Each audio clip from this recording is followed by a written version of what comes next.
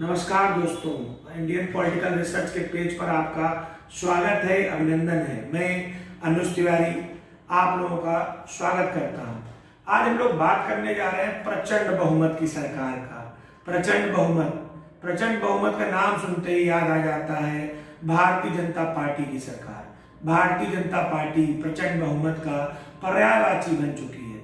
लेकिन आज हम कुछ और ऐसे ये देश में कई जगह पर भारतीय जनता पार्टी का जो परफॉर्मेंस है वो बहुत खराब है। एक आंकड़ा इस सोशल मीडिया के बाजारों में एक आंकड़ा दौड़ रहा है लगातार, और सच भी है। भारतीय जनता पार्टी 2019 के आम चुनावों में 303 सीटों का एक प्रचंड बहुमत लेकर आई थी। क्या ऐसा लगता है कि इतना प्रचंड बहुमत है जिसको गिराकर, जिसको हराकर कोई भी दूसरी पार्टी सरकार नहीं बना सकती है? ऐसा लगता है, पर आंकड़ों पर कुछ गौर करिए। भारत देश के कुछ ऐसे हिस्सों पर हैं जहां पर भारतीय जनता पार्टी कहीं शून्य पर खड़ी है, शून्य पर, मतलब खाता भी नहीं खुला है। और 303 सीटें पाने वाली भारतीय जनता पार्टी, अगर ये विचार आ गया है कि अब सरकार कभी बदल ही नहीं सकती, तो ऐसा विचार गलत है। क्योंककि आप जो जादुई आंकड़ा है 272 का, 272 से बहुत आगे नहीं है। क्योंकि कई ऐसे प्रदेश हैं, जब 2019 का चुनाव हुआ था उसमें भारतीय जनता पार्टी की सरकार थी, बट अब वहां पर तो भारतीय जनता पार्टी की सरकार नहीं है और लगातार गिरावट की ओर है। हमारा चैनल किसी भी पार्टी के पक्ष में या विपक्ष में बात करने के उसमें नहीं है, ना उसकी बात कर रहा है। हमारा चैनल सिर्फ फैक्ट पे बात करता है। फैक्ट क्या है, आपकी जानकारी क्या है? भारतीय जनता पार्टी की तमिलनाडु में सीटें कितनी है? 0, शून्य। तमिलनाडु में शून्य है, आंध्र प्रदेश में शून्य है, उड़ीसा में 8 है, केरला में 0 है, पंजाब में 2 है, मेघालय में 0 है, पांडुचेरी में 0 है, नागालैंड में 0 है, मिजोरम में 0 है, सिक्किम में 0 है। ये करीब 10 के करीब स्टेट थे, आते तो भारत में ही है ना।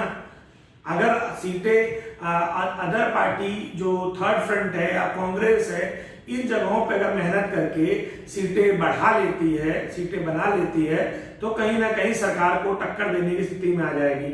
अब भारतीय जनता पार्टी का एक और फैक्ट है, जहां पर जब 2019 का चुनाव चल रहा था तो भारतीय जनता पार्टी वहां मजबूत थी।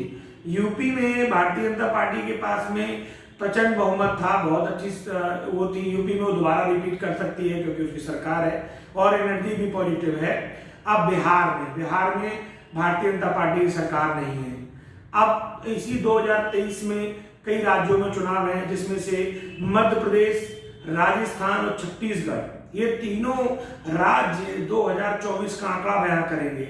अगर इन राज्यों में भारतीय जनता पार्टी ने अपनी परफॉर्मेंस मजबूत नहीं किया तो 2024 में जादुई आंकड़ा जो 272 का है उसका छूना इतना आसान नहीं होगा।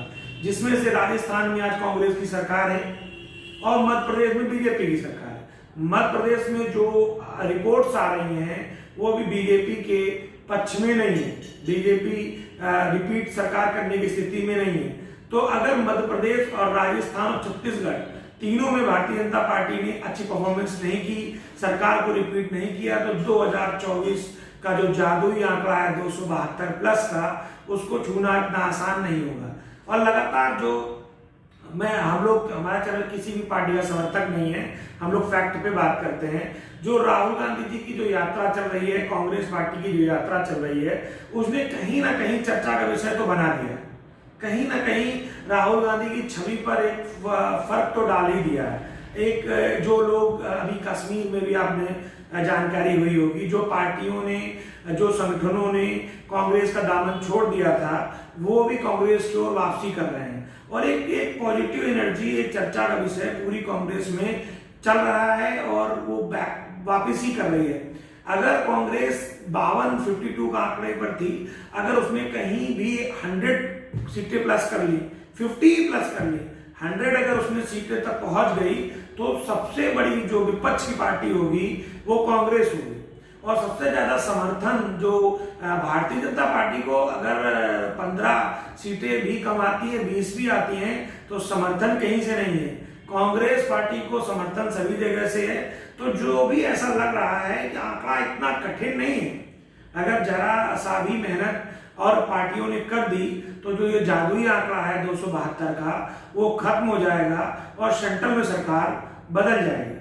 तो जो प्रचंड बहुमत की बात है वो ज्यादा दिन के लिए नहीं रहेगी, इसलिए भारतीय जनता पार्टी को कई ऐसे नए प्रदेशों में मेहनत करनी है। गुजरात में उनकी मैक्सिमम सीटें उनके पास है, गुजरात में तो सारी सीटें उनके पास, उससे ज्यादा वो ला नहीं सकते।